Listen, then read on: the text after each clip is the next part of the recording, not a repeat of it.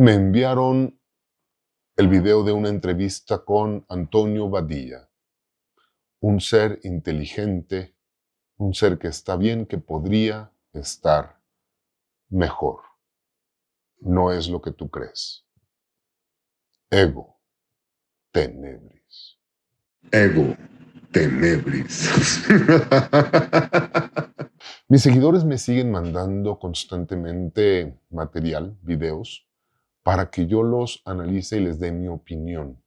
A lo largo de ella, algunas cápsulas he hecho reacciones ante buitres estafadores, ante personas que solo están jugando con tu creencia. Y de vez en cuando me llegan videos con información valiosa, con información adecuada. Aquí mi único tema es que la información se puede aterrizar un poco mejor para que entonces la puedas aprovechar de mejor manera. Antonio Badilla hizo una maestría en magia del caos. Y eso tiene su mérito. Es un personaje al cual me gusta su manera de trabajar. Los guiones que escribe para sus podcasts demuestran que es un ser pensante, es un ser con neuronas. Mira, ¿qué es lo que pasa? Cuando se hablan de todos estos temas, hay dos tipos de personas o personalidades. Aquellos que toman todo esto que no entienden y lo meten a un costal, y este costal se llama lo que tienes entre las orejas, y lo meten sin ningún orden, y lo olvidan ahí, y después cuando meten la mano para sacar información, entonces, como está todo desordenado, se espantan, se asustan. Es lo que sucede con muchos. Otros tantos tienen un poco de más estructura y no se espantan tanto. En esta cápsula, por primera vez, no voy a criticar lo que dice la entrevista. No me voy a enojar. ¿Por qué? Porque dice datos valiosos. Lo que voy a intentar es traducir lo que él está hablando para que lo puedas aplicar de una mejor manera en tu trabajo personal o para que puedas entender todos estos temas de los que hablan los creadores de contenido, de brujería, magia, magia caos, magia negra, etc. Le voy a ir dando pausa porque habla muy rápido, Badía habla muy rápido y la edición del video está muy acelerada. Le voy a ir dando pausa para ir aclarando uno a uno los temas. Empezamos. Yo personalmente soy mago caos, hago magia caos. ¿Qué es el caos? Ajá. La magia es hacer que tu voluntad se haga realidad. Esa es mi definición. La brujería es una forma, una serie de disciplinas, técnicas y prácticas para que tu voluntad se haga realidad. Ok, esa es su definición. Que tu voluntad se haga realidad. La definición es un poquito más compleja. Es impactar la realidad a través de tu voluntad. Él dice que la brujería es una técnica para que su voluntad se haga realidad. Al final, la idea es muy similar. Aquí el tema es que tú debes aprender a diferenciar si estás dentro de un capricho, si es un capricho momentáneo o es tu voluntad. Porque muchos magos del caos, muchas personas, lo que están buscando es salirse con la suya. Y al final, todos se salen con la suya, todos hacen lo que quieren hacer, todos cumplen sus caprichos. Aquí, el único escaloncito extra es diferenciar si es un capricho o es realmente tu voluntad. ¿Por qué? Porque el capricho cambia constantemente y la voluntad es constancia, es repetición, es hacerlo una y otra y dedicarle más tiempo que el razonable a un tema, el que sea. El palero, todo lo que está buscando es que tu voluntad se haga realidad. Entonces, todo esto en la brujería se limita a dos cosas. Lo que necesitas es gnosis, ¿no? Proyectar esa voluntad. Necesitas venir del subconsciente. Así. Ok, habla de la gnosis. Está hablando de conocimiento. Cuando tú le implicas y le imprimes conocimiento a algo, entonces deja de ser capricho, deja de ser momentáneo. Esta palabra es muy importante, la gnosis. Cuidado, no confundir gnosis de conocimiento, de sabiduría, con la tradición gnóstica precristiana, que al final también es parte del conocimiento. Aquí él habló y mezcló todas las tradiciones. La brujería es un camino, ciertamente. Los paleros es otro camino, ciertamente. Todos son caminos que te llevan al mismo objetivo, siempre y cuando tengas bien clara la diferencia. Entonces, el conocimiento, que es el dogma, es indispensable. Por eso es importante tener sistemas de magia, acceso a sistemas de magia, dogma y ritual de alta magia, magia en teoría y práctica, el sistema de magia de la Golden Dawn, de Magus, de Francis Barrett, entender que siempre el conocimiento es lo que va a marcar la diferencia con el impacto real de tu voluntad en la realidad. Porque nuestra parte consciente es dogmática y práctica y va a dudar de que te salgan estas cosas. Y lo que haces es por excitación o por inhibición. Está hablando de la parte consciente. Y la parte consciente dice que te va a hacer dudar. Por eso el dogma debe estar muy bien fundamentado. El miedo significa derrota. Si tú dudas en el proceso, no vas a obtener los resultados. Y esto no quiere decir, y esto no es lo que te venden los buitres cuando te dicen, es que no lo haces con fe. No, debes hacerlo con conocimiento. Debes hacerlo anhelando el resultado porque sabes, porque lo conoces, porque el trabajo tiene virtud. Debes confiar en el trabajo y en los esfuerzos. Eso que dice a continuación es interesante. Le voy a regresar tantito para pescar la idea completa. Para que tu voluntad se haga realidad.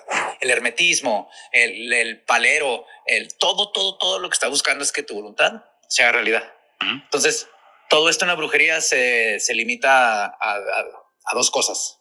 Lo que necesitas es gnosis, ¿no? Proyectar esa voluntad. Necesitas venir del subconsciente. Así es. Porque nuestra parte consciente es dogmática y práctica y va a dudar de que... Ok, habló de la subconsciencia y de la conciencia, que en otras palabras es, para que lo entiendas, es atención y memoria. Es tu voluntad soportada por toda la información previa que puedes obtener para llevar a cabo esto, para cambiar tu realidad, para cambiar e impactar tu entorno. Es decir, es igualito al método científico.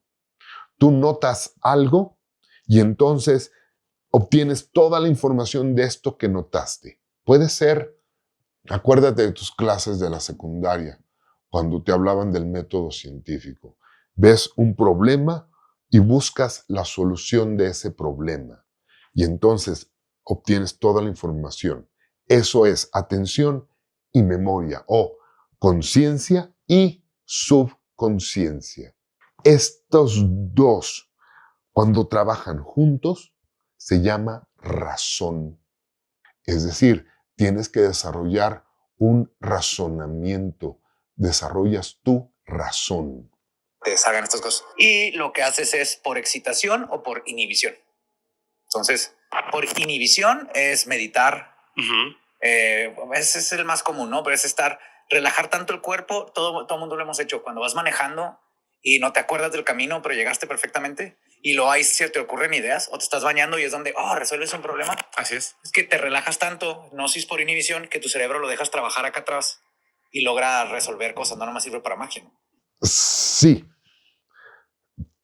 pero requiere lo anterior, requiere que tengas información suficiente y requiere que le estés dando vueltas al tema, que estés buscando la solución de forma activa. Cuando buscas la solución a un problema de forma activa, hay momentos, ya sea cuando te vas a dormir o como dice él, cuando te estás bañando o cuando estás haciendo alguna actividad donde tu atención no está en ese momento, donde puede venir la inspiración, donde llega la inspiración. Pero la inspiración no llega solita, no llega por capricho, llega porque hay un trabajo previo, un trabajo de razón, de atención y memoria, de estar recibiendo constantemente, estar buscando de forma activa la información sobre este tema que quieras trascender. A eso se refiere con la inhibición. Y lo puedes buscar de manera consciente, sabiendo qué es lo que vas a hacer, con un trabajo de meditación, como lo dice, o como lo que hacía Tomás Alva Edison en sus trabajos de entrar y salir constantemente al estado del sueño. Y por excitación es lo contrario, es cansar tanto el cuerpo. Por ejemplo, estás en un rave y estás baile y llega un punto en donde el cuerpo está en automático. Entonces, cada disciplina tiene su forma de llegar a esto, ¿no? Y el otro es el trabajo físico constante. Y para esto también te recomiendo veas de nuevo la cápsula de alquimia, donde te hablo de los ciclos, de que debes completar ciclos de esfuerzo. Las octavas de las que nos hablaba Gurdjieff, hay que completar cierto número de octavas, cierto número de ciclos, de longitudes de onda, de nódulos completos para lograr esta excitación, y eso es equivalente a tocar el gran acumulador. Y la manera más directa es haciéndola con ejercicio físico y conciencia. Eso es. Por eso es que algunos cuando practican yoga reciben inspiración o tienen revelaciones. Aquellos que practican artes marciales lo tienen. Los derviches, los danzantes que danzan y giran formando figuras específicas. Lo que es importante del danzante o del derviche es que sus trazos son exactos. Es decir, si él tiene que formar un ángulo recto con sus brazos, forma un ángulo recto con los brazos. No es nada más así. Por eso, aprender a trazar el ritual del pentagrama de forma correcta es muy importante. Entender los trazos completos es importante y esto nos lleva al siguiente nivel, que es la disciplina. Badilla intenta acercártelo hablándote de cosas con las que te puedes relacionar y eso se le aplaude y se le agradece. Decir que estás en una fiesta, en un rave, brincando y bailando y que eso genera excitación y te lleva al punto. Está bien, se vale, pero mucho cuidado que esto te lleve a la imaginación, nada más de por ir a raves vas a tener una inspiración. ¿De qué? ¿De qué si no has hecho un trabajo previo? Cuidado nada más con eso.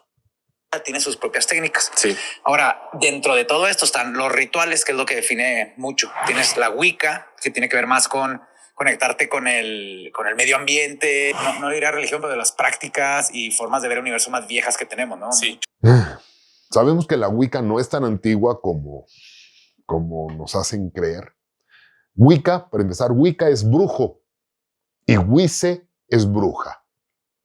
Entonces, las muchachas, las chicas que les gusta vestirse de negro y ponerse delineador negro, no son Wiccas, son Wicces. Y habló de rituales. Entonces, regresamos al dogma y ritual. Dogma es lo que sabes, dogma es lo que estructura y ritual es lo que haces. ¿Qué es lo que haces de forma repetitiva que te acerca a impactar esta realidad, a cumplir con tu voluntad. Los rituales. Y entonces mezcla. Aquí se da el brinco, que sí es un brinco conceptual, es el único momento en el cual no estoy de acuerdo con él, porque sabemos que la Wicca es una recopilación de textos que se da posterior a todas las tradiciones herméticas y todas las tradiciones de trabajo, ¿ok? Buscando las brujas ancestrales. Y sabemos que ese fue un embuste, un gran embuste. Hay un video ya sobre Wiccas aquí, si quieres verlo, de a ver al viejito despeinado. Todos los monoteístas y las politeístas eran Wicca. La tierra nos da todo y todo eso. Y la brujería es más del siglo XV y todo esto, que es donde se le da a la mujer esta idea de que hacen brujería, son malas, ¿no? Pero la mayoría de las brujas originales eran parteras, médicas, naturalistas, claro, científicas. La brujería en sí es cuando entra el monoteísmo, especialmente el catolicismo. Hablemos de la Edad Media, hablemos de la brujería medieval o de la brujería de la Europa de la Edad Media. Hay muchos mitos alrededor de esa época, cuando realmente la figura de la bruja con el sombrero cónico y la escoba y el caldero y esta mujer sabia, hay que aterrizarla muy bien.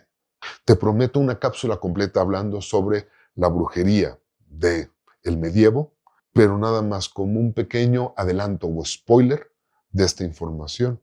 Estas mujeres lo que hacían era destilar.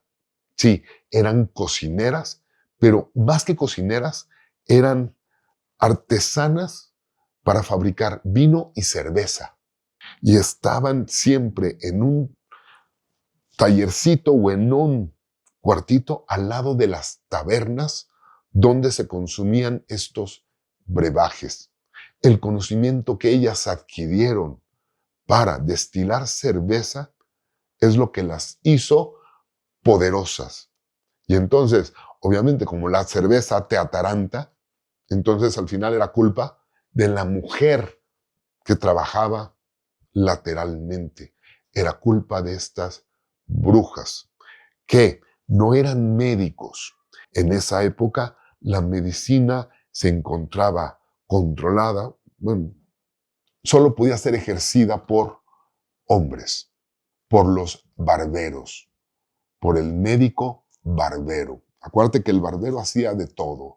Hacía desde cortar la barba y el cabello, también hacía extracciones de muela y atendía todos los malestares relacionados en la época. A veces tenían como ayudante a la esposa, que era la que hacía la cerveza, pero de forma individual no se acudía al servicio de estas mujeres. ¿Por qué? Porque ciertamente en la época eran vistas como no personajes de primera. Dice, esas mujeres independientes, porque te fijas, siempre las brujas era una mujer soltera, independiente, parteras, que daban medicinas, que ofrecían ayuda. Entonces era un problema, porque tenemos que darnos cuenta que como raza, antes éramos matriarcados, ¿no? Sí. La mamá, la matriarca, así claro. Te lo dicen en biología. Pero éramos matriarcados porque los hombres se iban a la guerra y se morían y no regresaban. Entonces le tocaba a la mujer sacar adelante a la familia. Y generalmente se volvían a casar. En esta época del medievo, donde la brujería surge, no había matriarcado. Lo siento. Tal vez antes sí. Y sí es muy importante la figura femenina. Es indispensable. Pero si vamos a hablar de la figura femenina dentro de las diferentes épocas, hay que nada más definir muy bien la posición que tenían y el riesgo que implicaba romper las reglas. En ese entonces no era tan fácil romper las reglas. Pero en las mujeres humanas, a una tercera parte de su vida, dice, tú ya no tienes que reproducirte, pero te necesitamos viva, ¿no? Un hombre pues, puede seguir reproduciendo hasta que se muera. Sí. Una mujer, la naturaleza dijo, tú ya no te vas a reproducir, pero te necesito viva. ¿Para qué es esto? Porque como humanos necesitamos la información. Esta es la gran verdad revelada en esta entrevista. Yo no estoy seguro si él sabe el tamaño de afirmación que acaba de hacer. No lo sé. Algún día platicaré con él, nos sentaremos a platicar. Esto nos regresa al inicio de esta charla y termina de forma perfecta. Se le da cierre a la información de lo que es la magia. La magia es impactar tu realidad a través de tu voluntad. ¿Qué mecanismo vas a usar? El que quieras. Magia, caos, brujería, pacto, magia ceremonial, religiones, el que quieras, eso no importa. Pero al final es cuando se unen la subconsciencia y la autoconsciencia, cuando se unifican, cuando trabajan de la mano la atención y la memoria. Es decir, cuando trabajas de la mano hombre y mujer. Las mujeres son poseedoras de la memoria universal. Esta es la gran verdad. Las mujeres son superiores y no por el discurso actual de liberación. Cuando puedan las mujeres ver más allá del discurso actual de liberación y puedan empezar a trabajar su desarrollo, se dan cuenta y se enteran por primera vez que son creadoras de vida. Y no solo creadoras de vida, sino que son las responsables de que esta vida llegue a buen término. Es cierto, las mujeres dan vida y después mantienen esa vida, pero no lo hacen solas, no pueden hacerlo solas. Bueno, sí pueden, no deben hacerlo solas. El trabajo final, como lo han manejado todas las tradiciones herméticas, es un matrimonio alquímico, es un matrimonio de la atención con la memoria, la atención del hombre con la memoria, con el conocimiento, la sabiduría de la mujer. Y cuando estos dos trabajan juntos, entonces se da la emperatriz, que es la semilla de la vida, que es esa voluntad impactando a tu realidad. Como resumen, todo es muy fácil. Decide qué quieres, obtén toda la información sobre lo que quieres, es decir, ponte a estudiar, ponte a leer. Si te tomaran las cosas tan seriamente como lo hace Badilla, cada que escribe un guión, que se pone a investigar y escribe un guión maravilloso, es lo mismo, ponte a estudiar, obtén la información para que entonces, ya sea con un trabajo de meditación o de excitación, puedas tener una revelación o una inspiración divina que te lleve a trascender e impactar tu realidad. ¿Creías que iba a hablar mal de Badilla? No hablo mal de los que sí saben lo que están diciendo. Ego, tenebris.